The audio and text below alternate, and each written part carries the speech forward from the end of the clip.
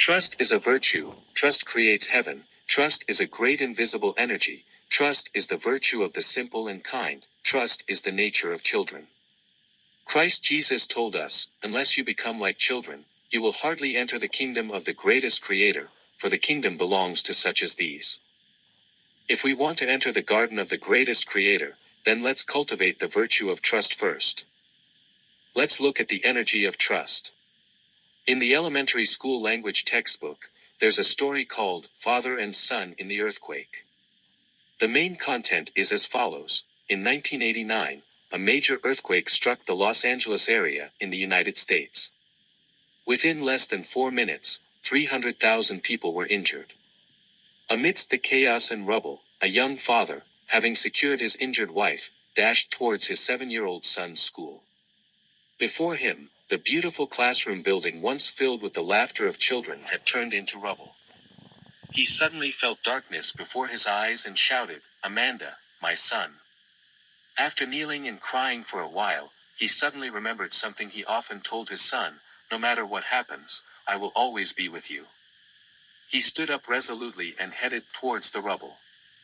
He knew his son's classroom was in the back left corner of the first floor. He hurried there and started to dig. As he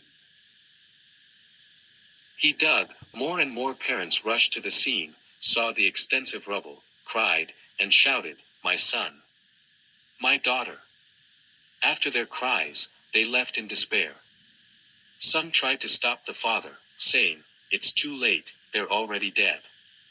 The father looked straight at these well-meaners and asked, "Who will help me?" No one gave him an affirmative answer, so he continued to dig. The fire chief blocked him. "It's too dangerous, a fire or explosion could happen at any time, please leave." The father asked, "Are you here to help me?" A policeman came over. "You are very upset and hard to control, but this is not only bad for you but also dangerous for others, please go home." Yet, he asked the policeman, "Are you here to help me?" People shook their heads and left, thinking the father had lost his mind after losing his child. But the father had only one thought in mind, "My son is waiting for me." He dug for 8 hours, 12 hours, 24 hours, 36 hours, uninterrupted. His face was dusty, his eyes bloodshot, his body tattered and blood-stained. At the 38th hour, he suddenly heard a child's voice from below, "Dad, is that you?" It was his son's voice. The father shouted, "Amanda, my son." "Dad, is it really you?" "Yes, it's me, your dad." "My son. I told my classmates not to be afraid, saying that as long as my dad is alive, he will definitely come to rescue me, and he can save everyone. Because you said, no matter what happens, you will always be with me. How are you now? How many children are alive?" "There are 14 classmates here, all alive. We are in the classroom corner. The roof collapsed into a triangle. We were not crushed." The father shouted loudly to the surroundings, "There are 14 children here, all alive. Come help." A few passers-by hurried over to help. 50 minutes later, a safe small exit was created. 14 children were rescued. This true story conveys one message to us. Trust is a great invisible energy. As long as there is trust in the heart, one can overcome disasters. In this story, there are 2 phrases, one said by the father, "No matter what happens, I will always be with you," and the other by the son, "As long as my dad is alive, he will definitely come to rescue me." Due to the mutual trust between father and son, they eventually overcame the disaster and reunited. Imagine, if the father did not trust his son, and the son did not trust his father, then these 14 children would have had no hope of survival. There was a loving couple. Once, the wife saw her husband giving some money to a beautiful woman and began to suspect that her husband was unfaithful, believing that he was disloyal to her and the family. From then on, she always guarded against her husband. Whenever her husband interacted with any other woman, the wife became suspicious and started crying, making a scene, and threatening suicide. Eventually, The husband got annoyed, and they ended their marriage with a divorce. Who was the woman the husband gave money to? It turned out to be his sister, because the wife was too far away to see clearly. She only saw a woman.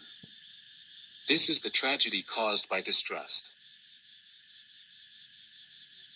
The distrust between people can deeply hurt each other's feelings and friendships, deeply wound each other's hearts, create cracks in perfection, and turn heaven into hell. In the spring and autumn and warring states period, there was a famous person named Wu Zishu. He was someone who did not trust others. While fleeing persecution by the king of Wu, he encountered an old fisherman who helped him cross the river.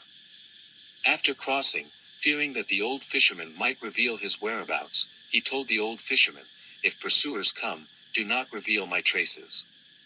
The old fisherman sadly exclaimed, "I crossed you over the river because you were wronged and oppressed, yet you still suspect me. Please let me die to eliminate your doubts." Saying this, he drowned himself in the river. Look, someone risked their life to save you, yet you still did not trust them. What a huge insult and waste of their noble character. One untrustworthy statement led to a person dying in grief and injustice. Isn't this distrust between people like a knife that kills without shedding blood? Wu Zishu was naturally suspicious and had already caused the death of the old fisherman. Continuing his escape, a woman washing clothes sympathized with him and offered him food. Wu Zishu again made the mistake of not trusting people. As he left, he told the woman washing clothes, "If you meet others, I hope you will not speak." After walking a few steps and looking back, he saw the woman had already drowned herself by jumping into the river with a stone. In the mid-1980s, I went to buy books at the Lanzhou Xinhua bookstore. When leaving the Xinhua bookstore, a female clerk stopped me and asked to check my bag. The humiliation and sadness I felt at that moment made me shed tears of being mistreated, wronged, and mistreated. My goodness! I was treated like a thief.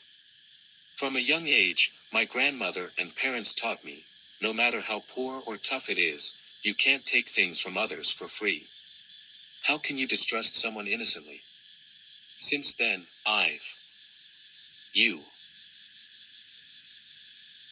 Great Guide for Mankind. Hardly ever gone back to the Lanzhou Xinhua bookstore. 3 years ago, I was shopping at a supermarket in the empty Pleasant commercial area in Harare. When paying, I handed over a stack of money, about over 100,000, to the black cashier. The cashier didn't count it and just put it in the cash register. I asked, "Why don't you count it?" The cashier replied, "I trust you." At that moment, the excitement and joy I felt were as if I had already stepped into heaven. I almost wanted to hug the cashier. From then on, I liked Harare and the people of Zimbabwe even more. I hope that a basic level of trust can be established between people, and only through trust can close relationships be built, and only through mutual trust can a beautiful future be constructed. Baseless distrust is a lethal blade. Please do not easily wield the knife that kills. September 6, 2007.